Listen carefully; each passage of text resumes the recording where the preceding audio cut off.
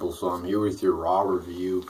I'm just going to get right into this review here. I mean, obviously the big part of the show was Bryan retiring. I mean, what is there to say about that? He retired. I guess I'll elaborate on it when I get to it.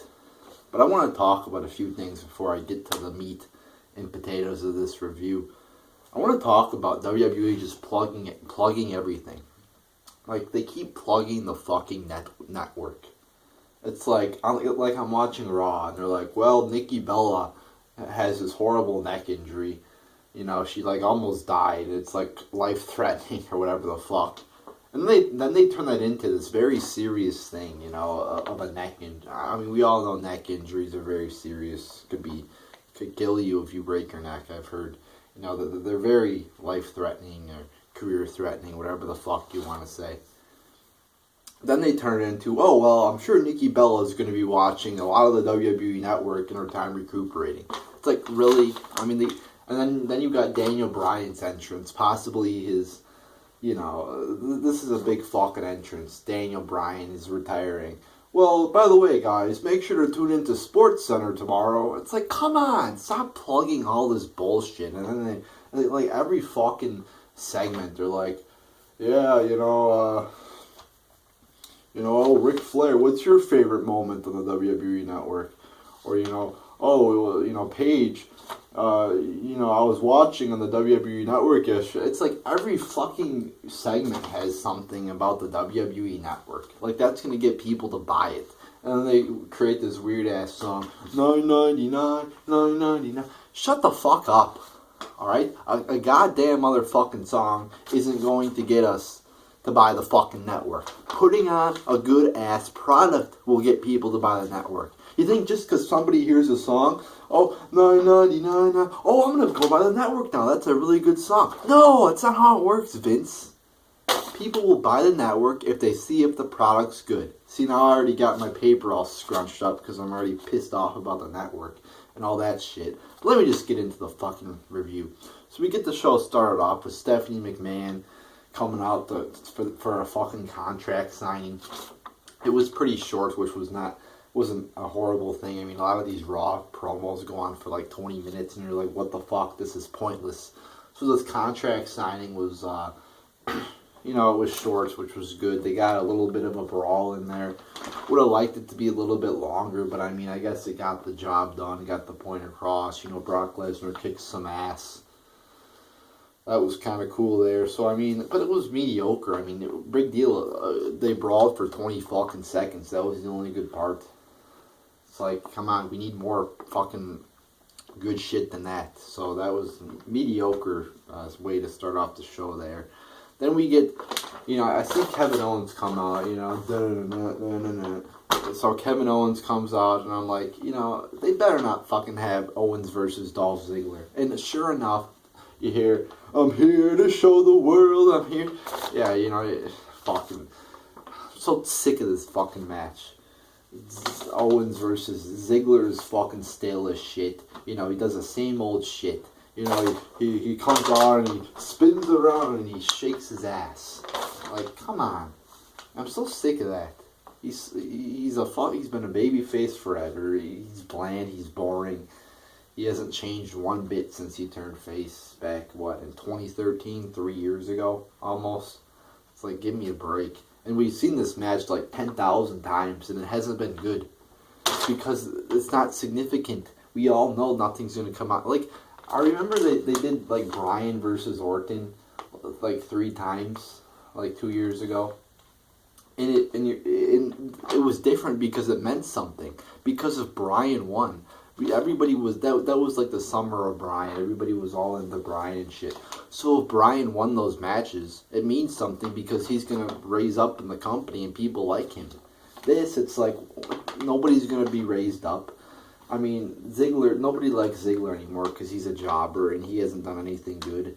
Owens, people like him, but again, he's a jobber. He can't even win the IC belt. So I'm so sick of this match. And the match wasn't even good. I mean, you had, 2 or 3 good spots in there, but again, who gives a shit about this match? I'll give it 1.75 out of 5 stars. Just so sick of this match.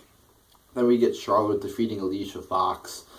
Divas division, who the fuck cares? There's no significant storylines. There's no, it's like they're doing this whole thing with Team Bad. You get a fucking, I guess you're gonna have a tag team match at Fastlane. Why have a tag team match? Why not have a fucking Divas title match? What the fuck? A fucking jobber tag team match that deserves to be on Raw or SmackDown? Gonna put it on a fucking pay-per-view and make us pay for that shit? Get the fuck out of here with that. See, Vince, you could sing that fucking goddamn $9.99 song every fucking week, but this is a shit that's gonna get people not to buy the fucking product. These retarded ass thrown together tag team matches that I could have thrown together. I mean, it's pathetic. So this match wasn't good. Charlotte versus Alicia Fox. Wow, what a riveting match. The crowd was dead silent probably. I was probably falling asleep. Shit. 0.75 out of 5 stars. Horrible. Then we get a Jericho and Miz promo. It was supposed to be like a Miz TV. And then it was transformed into Jericho's show. So, there wasn't really much promo going back. And, I'm so sick of Jericho.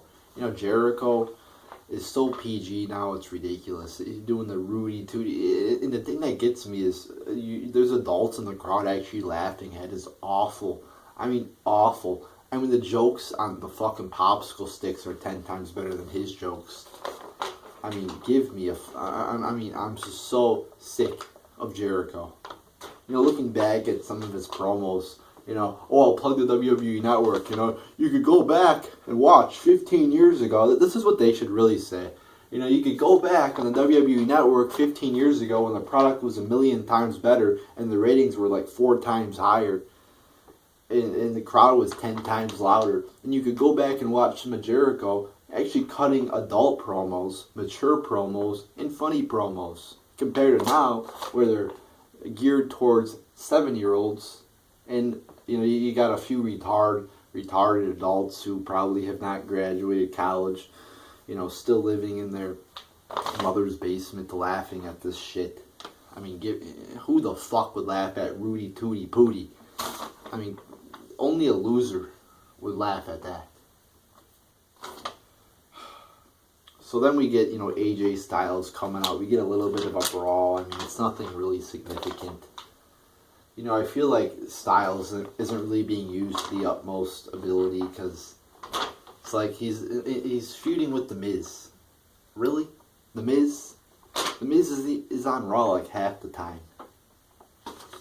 So I think we're probably going to get a triple threat match at Fastlane, and that doesn't really intrigue me too much. So that segment wasn't too good. Then we get Wyatt defeating Ryback in just a pointless fucking match. Apparently, the Wyatt family is just wrestling random people now. Last week it was Big Show. The week before that it was some other jobber. It's like, what the fuck's the Wyatt family doing? They're just, wandering around with the, you got the fucking big guy who likes to drink snake's blood. They got the Braun Strowman. You got the, I can't even remember their names. Like the, Rowan. Oh, Rowan. Rowan who turned face for like a month. He actually became a regular human being and then just transformed back. And then you got fucking Luke Harper, a man who's obsessed with eyes. Actually obsessed with eyes. And then you got the main guy, Bray Wyatt, who is, he used to cut really good promos. Now he's just a fucking nobody, pretty much. So, yeah, and then you got Ryback in there doing, like, fucking lucha moves. It's like, dude, you're a fucking 300-pound beast. You're fucking jacked. You're on roids. And you're doing fucking lucha moves. And then he does the CM Punk running knee. Like, whoa. Why the fuck are you doing the CM Punk running knee? Get the fuck out of here, Ryback. Horrible match. 0 out of 5 stars. Then we get Adam Rose defeating Titus O'Neil. Do I have to elaborate why this match was a 0 out of 5 stars? 2 jobbers nobody gives a shit about. 0 out of 5 stars. Then we get Ambrose calling out Brock Lesnar. Lesnar beats his ass first. And then, Lesnar comes. I hate how the announcers are like, oh, Dean Ambrose is so crazy. He's actually calling out Brock Lesnar. Like, shut the fuck up. He's not that crazy. He wants to fight Brock Lesnar. Okay. So did Roman Reigns. So did everybody else who fucking feuded with him was fighting Brock Lesnar. What's so special about that? Can we stop getting boners over Dean Ambrose being, oh, he's so crazy. He's not crazy. He's way less crazy than Randy Orton was. Like, stop. He's not a fucking lunatic fringe. Alright, he's not a lunatic. He's got a little bit crazy, but let's just stop fucking jacking off over how crazy Dean Ambrose is, because he's not crazy. So then you got Brock coming back, and then Roman Reigns comes out, and then Ambrose hits a low blow. Like, why would you do a fucking low blow on Brock Lesnar when Dean Ambrose is a babyface? This is the same thing they did with The Undertaker. Hits a low blow on Lesnar. Didn't make any sense, and everybody was mad about it because Undertaker's the babyface. He's not supposed to use low blows. Like, really? So that, and it looked awkward, and it's like he hits a low blow and then he just leaves. Like, usually somebody will hit the low blow and then do a finisher. No, he just leaves. Like, so that was all right, I guess. It was cool seeing Dean Ambrose get beat up by Brock Lesnar, because almost all Brock Lesnar brawls are cool, but a very insignificant, underwhelming finish to that segment there. So, I mean, overall it was okay. Then we have Rusev and Del Rio, the League of Nations, the League of Shit, the League of Jobbers, the League of who the fuck cares about these. And it's like, where the fuck was Sheamus? Sheamus wasn't there. It's like I remember, like, a few weeks ago, they didn't have Barrett there. It's like, so I guess with this tag team, whoever the fuck wants to show up whenever just shows up. Sometimes we'll have 3 guys there, sometimes we'll have 2. It's like whoever the fuck feels like showing up, shows up. It's like fucking college, I guess, some days you'll have, a kid out. Some days, you'll have everybody there. I guess it's like fucking like a college class, whatever. It's not like Sheamus is that good anyway. He's actually really shitty. So then you got Del Rio. Del Rio, let me rant on Del Rio.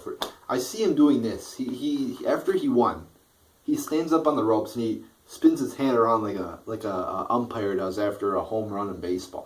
What the fuck is that? What the hell? He's like, really? What the fuck are you doing, Del Rio? You are so retarded. And then his finisher too. I've ranted on this before.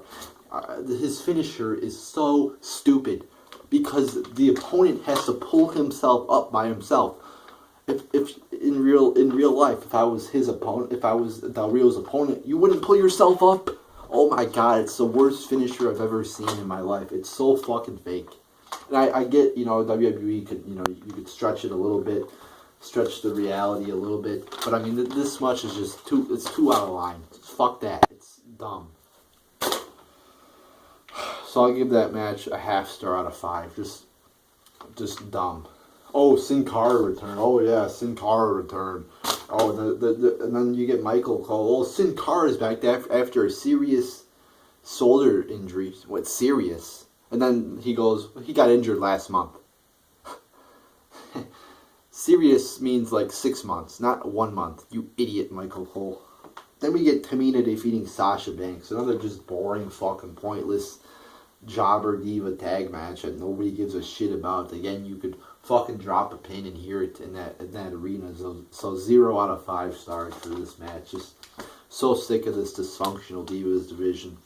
Then we get the Dudleys and the Usos defeating the New Day. And looking at this match like, oh, it's a tables match. Maybe it'll be a good match. But no, I mean, the match itself, it was like 5 minutes long. Half of it was in commercial. I don't count commercial as the length to a match because you don't get to see it. So if we see like 2.5 minutes of the match, 3 minutes of commercial, and another 2.5 minutes of the match, that's a 5-minute match to me. And it was boring because, again, how could a 5-minute match be that good? So you get the New Day, your tag fucking champions, being beat in like 5 minutes. How pathetic. How pathetic does that look? I get, you could have your tag champs lose every once in a while, but it seems like New Day loses at least half the time. Your tag champion should win most of the time. To make them look strong.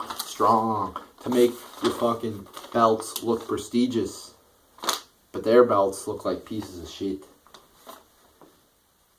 So then, then we get the Dudleys turning heel. Actually, one of the more exciting moments of the night. An unexpected moment. I was happy to see that. Maybe we'll see something new. But again, I always say this. When you see a good moment in WWE, you always think to yourself, like, if you see a good heel turn, you see a title change that you're excited about, always think to yourself, who's running the company? That dysfunctional creative team, that retard Vince McMahon. Oh yeah, they'll probably fuck it up. So we'll wait and see if that's actually good. Then we get the BRYAN retirement. A good little speech here. It was exciting to watch, actually. I guess you could say an emotional moment there. You had BRYAN, pretty much crying and shit. So that it was a memorable moment. It's hard to, what do I call it? Like a good moment. It wasn't really a good moment because BRYAN's retiring. That's obviously pretty sad. But I mean, it was definitely a memorable moment. A memorable last speech there. Seemed real, seemed unscripted and shit. So that was good. The only problem I had was you didn't have anybody come out. You could have had like Triple H come out, give him a hug. Could have had anybody like Kane come out or somebody. Oh yeah, they brought out Brie Bella. Come on. I'm just thinking to myself, you just had this great fucking promo by BRYAN, a great fucking moment. And then you get Brie Bella. Like, fucking leave her out of this shit. Leave her the fuck out. And then it was also funny when, the crowd's like chanting yes, and BRYAN's like, oh yeah, that's what Brie says all the time. That was pretty funny. But leave the Brie out of the fucking, don't have Brie come out there. Shit. Always gotta be something with this company. Fuck Brie Bella. She's so shitty. She's not even a fucking tenth of the woman her husband is. BRYAN is so much better than her. So there you go, people. I mean, good, very. That was a great way to end the show, though, I gotta say. But everything else, though, was pretty shitty. So overall, I'll give this show 2 out of 10 stars. I might make a video about Daniel Bryan retiring too, separate from this one. But pretty pissed off at the quality of the show tonight. More of the same old shit. I mean, just not good. Nothing too good. Matches sucked. Promos sucked. Only one good, one great segment there at the end. But there you go, people. There's your Raw review.